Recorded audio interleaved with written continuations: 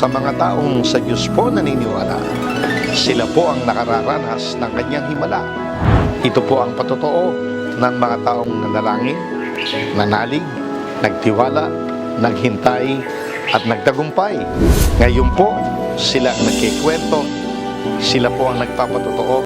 Dalangin ko po sa mga susunod na pagkakataon, ikaw naman po ang makapagbigay ng iyong kwento at patotoo na alam ko pong magbibigay ng kapurihan, karangalan, at kalwalhatian sa ating dakilang Diyos.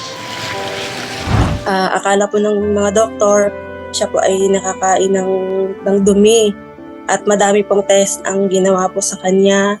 Na-realize ko kanina kung dati ko pa talagang sinubok ang Panginoon na inuna ko siya. Talagang ang bigay po ng Panginoon talaga napakabuti po ng Lord. Kaya mapagpalang gabi po sa buhay po ng bawat isa. Nais ko lang pong ibalik yung papuri at pagsasalamat po sa ating Diyos na buhay dahil nung ako po ay nanganak ng May 2, na-admit po yung anak ko sa ospital dahil nung ako po ay nagle-labor, ako po ay na-high blood. Nung nilabas po yung anak ko, hindi po siya agad binigay sa akin. Hindi ko po na-experience yung sinasabi nilang skin to skin. Nilayo po siya sa akin dahil siya po ay nahirapang huminga. At dahil 40 weeks ko po siyang nailabas po, pastora, akala po ng mga doktor, siya po ay nakakain ng dumi. At madami pong test ang ginawa po sa kanya. Na-discharge po ako May 4 at siya po ay naiwan ko po sa hospital at siya po ay na-discharge po ng May 8. Maalala mo po ako po ay humingi naiyak po. Humingi pa ako ng prayer na sobra po akong na-shock sa kanya pong bill. Ang kanya pong bill ay 113,000 something. At nung ilalabas po namin siya, wala pa po siyang health card dahil po hindi po basta-basta makakuha ng health card dahil bago po yung health card, ipaprocess mo po muna yung ARC. So, nanghingi po kami ng tulong po sa social worker na sabi ko po na wala po kami ganong pera.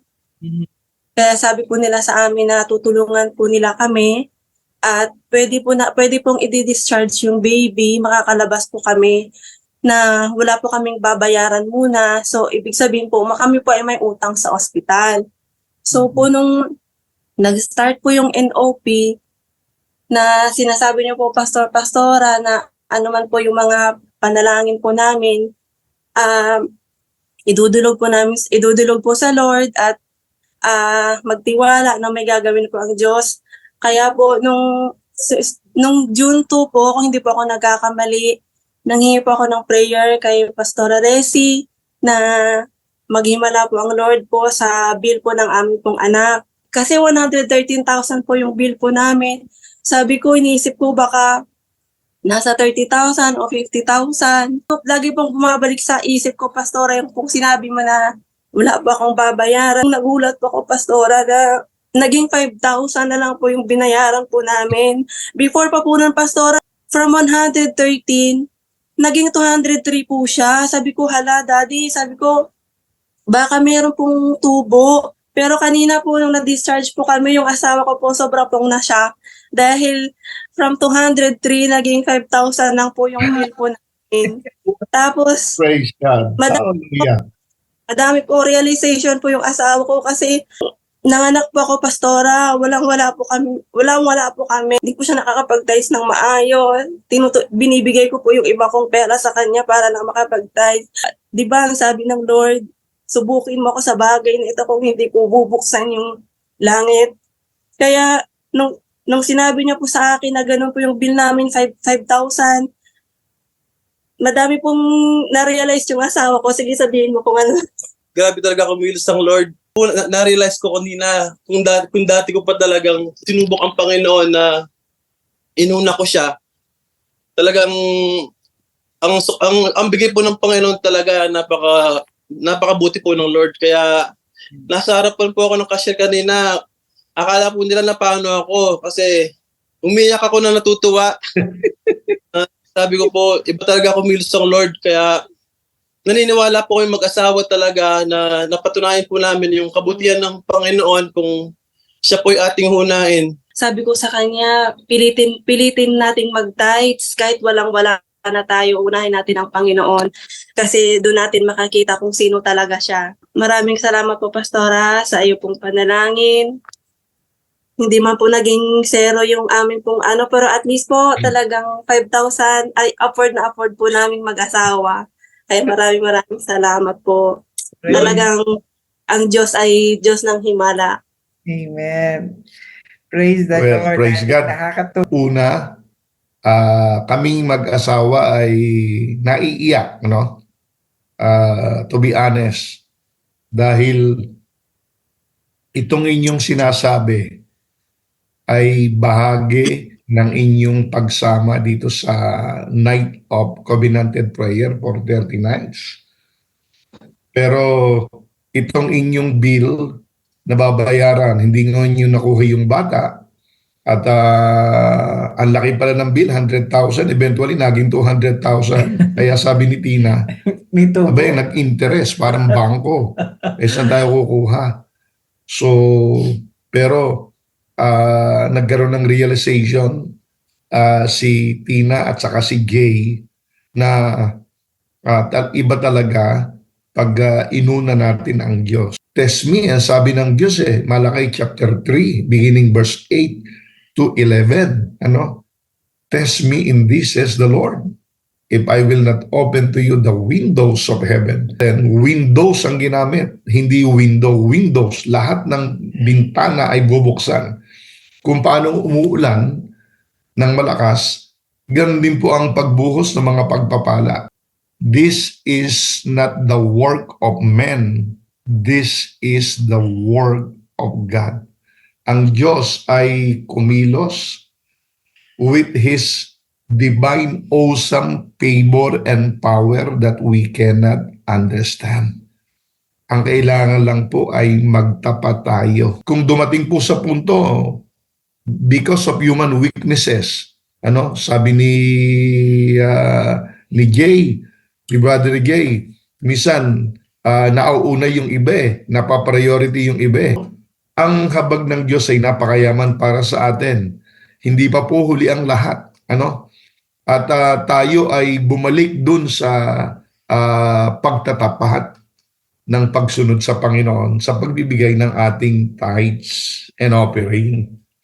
And we will never be wrong. Talagang pinatunayan ng Panginoon na siya ay Diyos ng himala, no? So, ito, malakas si Elisha Bernice na ilabas.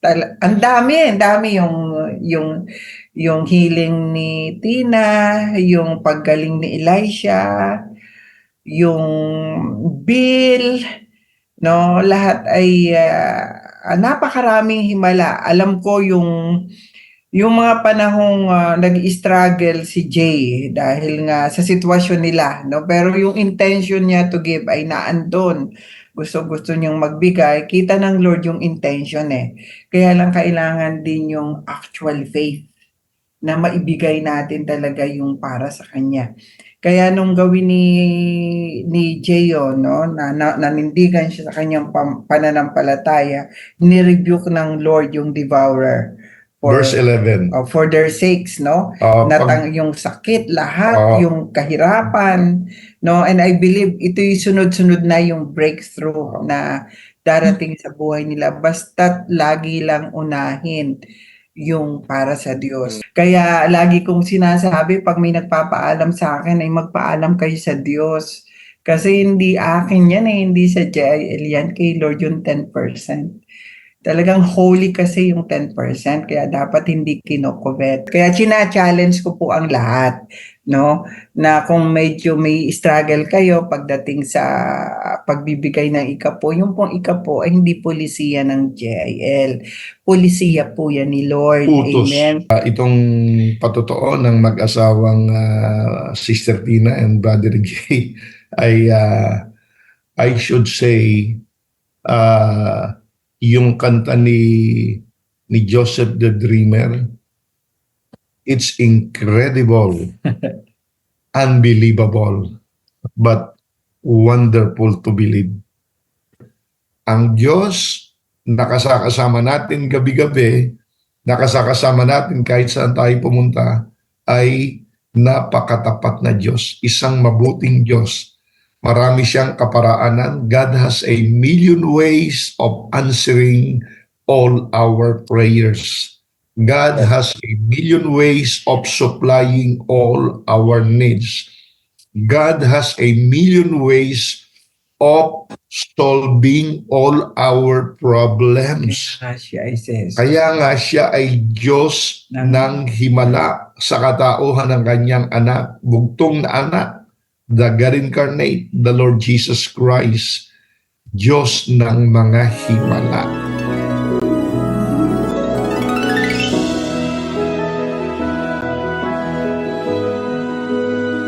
Purihin po ang Panginoon. Isa na naman pong kamanghamanghang patotoo ang ating nasaksihan sa buhay ng mag-asawang Brother Jay at Sister Tina na nagpapatunay na si Jesus ay Diyos ng himala.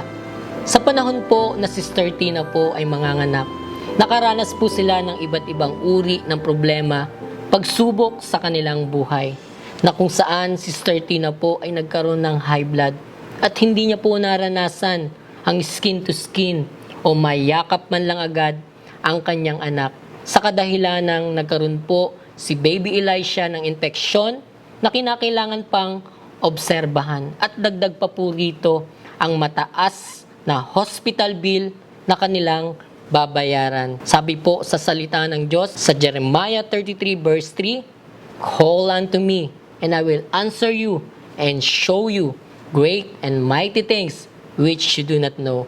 Kaya naman sila po ay hindi natinag, nanatili sa kanilang pananampalataya at tumawag sa ating Panginoon. At eksakto po, nagkaroon po ng 30 nights prayer with Holy Communion ang JL Taiwan. At isa po, Sister Tina sa nakipagtipan, nanalangin, nanampalataya sa ating Panginoon. At tunay po ang sinasabi sa Malakay 3:10, "Bring the whole tithe into the storehouse, that there may be food in my house. Test me in this, says the Lord Almighty, and see if I will not throw open the floodgates of heaven and pour out so much blessing that you have not room enough to store it." At ito po ang eksaktong ginawa ni Sister Tina.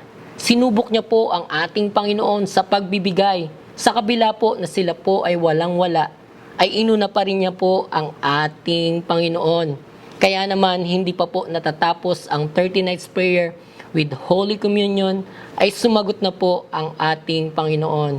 Sister Tina po ay gumaling sa kanyang sakit at si Baby Elisha po ay nailabas ng malusog at ligtas sa anumang infeksyon. At ang kanilang malaking bill sa ospital na kanila pong babayaran na umabot na higit 200,000 ay naging 4,945 NT dollars na lamang po ang kanilang babayaran. Tunay nga pong napakabuti ng ating Panginoon. Sabi po sa 1 Corinthians 2:9, "Hindi pa nakikita ng mata o naririnig ng tenga, ni hindi man sumasagi sa isip ng tao ang mga inihanda ng Diyos para sa mga umiibig sa Kanya."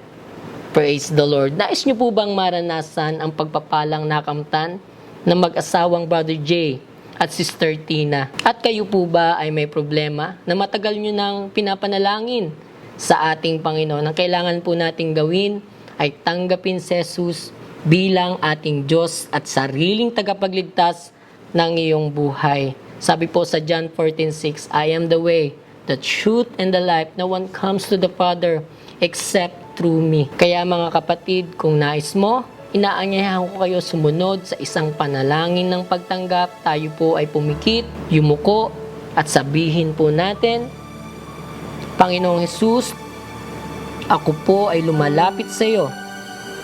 Isang makasalanan. Patawarin mo po ako. Hugasan mo po ako ng iyong banal na dugo. Binubuksan ko ang aking puso tinatanggap kitang tunay bilang aking Panginoon, Diyos, at sariling tagapagligtas ng aking buhay. Maraming salamat po sa buhay na walang hanggan. Sa pangalan ni Jesus, Amen.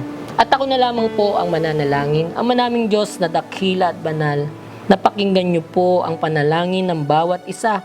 Tinanggap ka po nila bilang Panginoon, Diyos at sariling tagapagligtas ng kanilang buhay. Ipagkaloob niyo po ang buhay na walang hanggan, katulad po na inyo pong ipinangako sa inyo pong salita. Kaya po Panginoon, sa oras na ito, kung sila naman Panginoon ay may pangangailangang pisikal, emotional, relational, financial, and even spiritual, buksan niyo po ang durungawan ng langit at idantay niyo po ang inyong pong mapaghimalang kamay, maranasan ang kasagutan sa kanila pong mga panalangin, mga nag-uumapaw ng pagpapala sa kanila pong buhay, at mga himalang kanila pong kinakailangan. Kaya po Panginoon, sa oras na ito, tinatanggap po namin ang katagumpayan na nagmumula sa iyo. Maraming salamat po sa pangalan ni Jesus. Amen and Amen. Congratulations po dahil kayo po ngayon ay isa ng tunay na anak ng Diyos. At kung kayo po ay napagpala sa video ito, maaari po nating i-like and i-share at mag-subscribe na rin po tayo sa YouTube channel ng Jesus Lord Church Taiwan. At i-hit na rin po natin ang notification bell para lagi po tayong updated sa lahat ng mga episodes ng Si Jesus ay Diyos ng Himala. At lagi po nating tatandaan, sa lahat ng ating problema ay may solusyon dahil si Jesus ay Diyos ng Himala.